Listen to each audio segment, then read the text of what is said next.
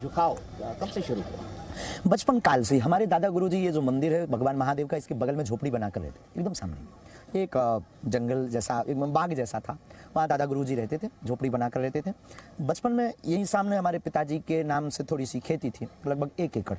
पिताजी यहाँ पर रोज आते थे, लगभग 6-7 वर्ष की अवस्था से। तो हमारे घर की एक परंपरा ये रही कि हमारे यहाँ एक ना कोई वंश में यहाँ सेवा करता है, पुजारी के रूप में। तो दादाजी थे, दादाजी सेवा करते थे। तो हम बचपन काल में, उस वक्त दादाजी के पास साधना तपस्या हमसे ज़्यादा, उन पर बागेश्वर बालाजी की कृपा।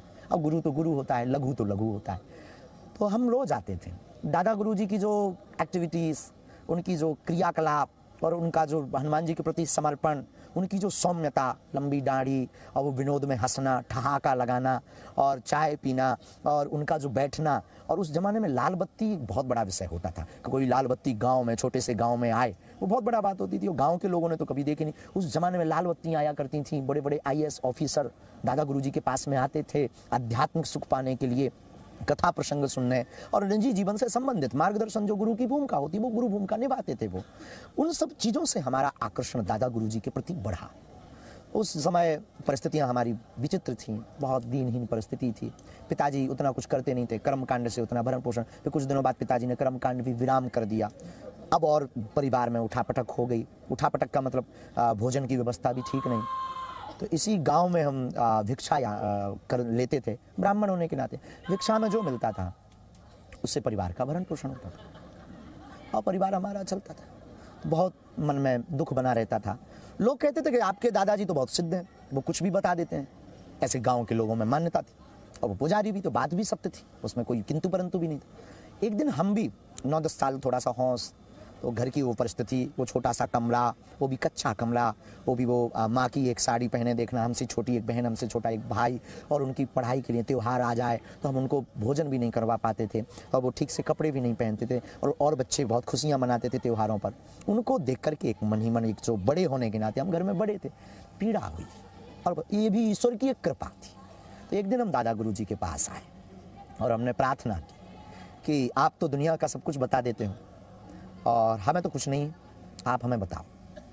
उन्होंने बहुत मुस्कुराए, बिटवा कहते थे, बिटवा, धीरेन्द्र, धीरू। और उन्होंने चाय पिलाई, जूठी चाय वो हमको पिलाते। एक बहुत आश्चर्य की बात थी कि हम 10 भाई हैं ताऊ चाचा के मिलाकर, और लगभग एवरीडे हाजिरी, मतलब आना सबका, क्योंकि बाकी चाचा लोगों का खेत भी यही था और दादा गुरु के प्रति सबका सम्मानीय भाव था। तो दादाजी के पास में हमारे चाचा लोग भी आते थे, सभी भाई हम आते। लेकिन जूठी चाय पिलाना हम 10 भाइयों में वो हमको ही बुला कर देते थे। एक आश्चर्य था, कौतुक था। गुरु की दृष्टि तो बहुत अपार होती, तो वो शायद कुछ देख पा रहे थे। वो चाय हम पीते थे, फिर उस पात्र को धुल करके वहीं रख देते थे। नीचे एक नल लगा है, अभी भी लगा है, उसको हमने मिटाया नहीं, क्योंकि दादा गुरु जी के ना उसमें हाथ से उन्होंने चलाया है, तो वो याद है। एक फीलिंग्स होती ना, वो जुड़ाव है उससे, आत्मीयता है। तो दादा गुरु जी हमको चाय पिला। उन्होंने हंस करके कहा, ठीक है, रात को आना। हम कहा ठीक है। उन्होंने हाँ, आपकी आंखें नम हो गई क्यों? तो यादें हैं, बहुत पुरानी यादें हैं। और जहाँ बैठे हैं अब, यहाँ तो मतलब वो सब व्यू सामने ही है, सन्मुख है। और ये तो कोई इसको कहीं बाहर बैठ करके ये बात करते तो शायद अलग, पर यहाँ तो एकदम स्पष्ट ही है सब। बस रात को गए, उन्होंने फिर सूत्र दिया, बाहें पकड़ी हमारी, बालाजी से उन्होंने जीवन भर के लिए हमें जोड़ा। बोले इससे बड़ी संपत्ति कुछ भी नहीं। ठीक। और एक लीला दिखाई। लीला मतलब एक बहुत तेज सा प्रकाश सा हुआ, जो आज तक टीवी पे बताने का विषय नहीं, साधक का अनुभव का विषय होता है। हम चले आए, लेकिन हम आपकी तरह ही थे, जो आप लोगों को कई बार होता है। हमें भी लगा कि बस उन्होंने चमत्कार दिखा दिया, बताया नहीं कि हमारी गरीबी कैसे हटेगी, संपत्ति नहीं बताई कि गड़ा हुआ धन बता दें, हीरा बता दें, हमारी पन्ना में हीरा बहुत पाए जाते हैं, ठीक है। पर उस वक्त होश नहीं था कि गुरु ने क्या संपत्ति दे दी जो कभी खर्च नहीं होनी। उस परमात्मा की भक्ति रही। बस दिन बीतते गए, आभास होने लगा, फिर अनुभव होने लगे। फिर कोई सामने आता है तो फिर जो है उसकी ये ऐसा बोलेगा, ऐसा मन में आने लगा, लेकिन संकुचित भाव में हम कह नहीं पाते थे। लेकिन वो आके बताता था कि हमारा नाम ही, तो हमें लगता था यार ये तो हमें पता था, हमने क्यों नहीं पहले कह दिया। हमने गुरुजी को भी बताया, वो बहुत हंसे। उन्होंने कुछ उपाय बताए, हनुमान चालीसा पढ़ो, विधान बतलाए, उनको किया। फिर साधना की, तपस्या की, हवन किया, उनकी सेवा खूब की।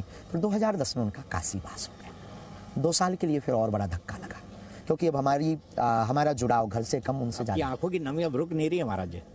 बहुत ज़्यादा प्रेम था हमारा, फिर वो जुड़ाव हमारा उनसे बहुत ज़्यादा हो गया, बहुत ज़्यादा। फिर बस काशी में उनको इच्छा मृत्यु हुई। अच्छा। काशी में उन्होंने पहले ही कह दिया था कि हम काशी में शरीर छोड़ेंगे, और जब अंतिम समय शरीर का छोड़ने का आया, गुरु तो आज भी हमारे साथ हैं, लेकिन शरीर छोड़ने का समय आया तो 2-4 दिन यहाँ इंतज़ार किया। तब ताऊ चाचा लोगों ने, हमने सबने निर्णय किया कि काशी में ही शरीर को त्यागें। तो हम सब काशी में मणिकर्णिका घाट पर जी। 15 दिन तक दादा गुरुजी वहाँ एक धर्मशाला में रहे। 15 दिन बाद जब पितृपक्ष लगा तो पितृपक्ष की परमा को सुबह 6 बजे तो सूर्य की लालिमा आती जा रही, उस महापुरुष का शरीर पूर्ण हुआ।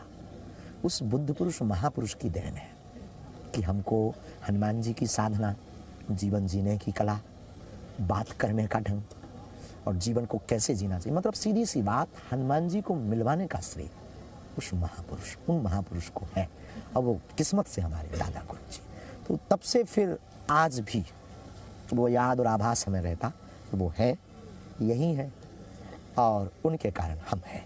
तो कहते हैं जिसका गुरु महापुरुष होता है उनका चेला फिर बुद्धू नहीं, बुद्ध होता है। हम तो साधारण नालायक हैं, लेकिन गुरु कृपा का प्रताप है कि आज आपसे हम बात कर पा रहे और भगवान की कथा को गा रहे, और कोई आता है तो उसको जीवन में मार्गदर्शन दे देते। हम कोई चमत्कारी या कोई ऐसा कुछ भी नहीं,